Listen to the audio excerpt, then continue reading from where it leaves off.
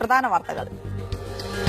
തീവ്രവാദത്തിനെതിരായ നിലപാടിൽ മുസ്ലിം ലീഗിനൊപ്പം നിലയുറപ്പിക്കാതെ സമസ്ത. തീവ്രവാദത്തെ ന്യായീകരിക്കാൻ സമസ്തയെ ബലിയാടാക്കുന്നത് അനുവദിക്കില്ലെന്ന് സംസ്ഥാന നേതാക്കളുടെ സംയുക്ത പ്രസ്താവന.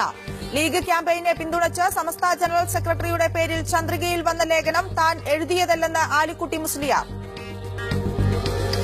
ലീഗിനെതിരെ സമസ്ത തുറന്ന പോരിന്. സമസ്ത ജനറൽ സെക്രട്ടറിയുടെ പേരിൽ ലീഗ് മുഖപത്രത്തിൽ ലേഖനം പ്രസിദ്ധീകരിച്ചത് തീവ്രവാദ ബന്ധമുള്ളവരെ വെള്ളപൂശാനാണെന്ന് സംയുക്ത പ്രസ്താവനയിൽ നേതാക്കൾ ആരോപിച്ചു.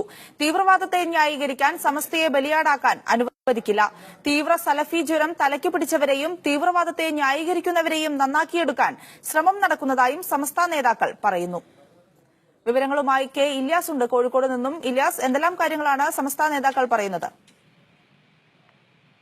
സന്ധ്യ, കഴിഞ്ഞ ദിവസം ആലിക്കുട്ടി മുസ്ലിയാരുടേതായി ചന്ദ്രിക ദിനപത്രത്തിൽ വന്ന ലേഖനമാണ് ഇപ്പോൾ വിവാദങ്ങൾക്ക് അടിസ്ഥാനമായിരിക്കുന്നത്.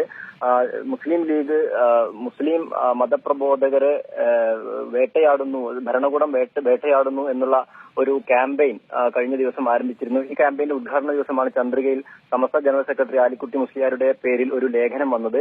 എന്നാൽ പിന്നീട് ഈ ലേഖനത്തിന്റെ ഉള്ളടക്കത്തെ നിഷേധിച്ചുകൊണ്ടും ഈ ലേഖനം താനല്ല എഴുതിയത് എന്ന് പറഞ്ഞുകൊണ്ടും സമസ്ത ജനറൽ സെക്രട്ടറി തന്നെ മുന്നോട്ട് വരികയും ചന്ദ്രിക അധികൃതർക്ക് ഇത് സംബന്ധിച്ച് ഒരു കത്ത് നൽകുകയും ചെയ്തിരുന്നു. താൻ ഇങ്ങനെ ഒരു ലേഖനം എഴുതിയിട്ടില്ല, തന്റെ പേരിൽ ഇങ്ങനെ ഒരു ലേഖനം എഴുതിയത് ശരിയായില്ല, ഇത്തരം സംഗതികൾ ഇനി ആവർത്തിക്കരുത് എന്നുള്ളൊരു മുന്നറിയിപ്പോട് കൂടിയാണ് ആ കത്ത് അവസാനിച്ചത്.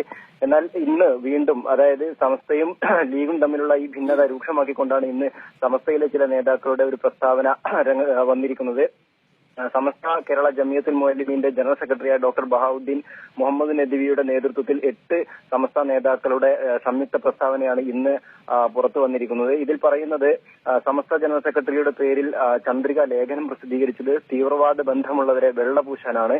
അതുപോലെ തന്നെ തീവ്രവാദത്തെ ന്യായീകരിക്കാൻ സമസ്തയെ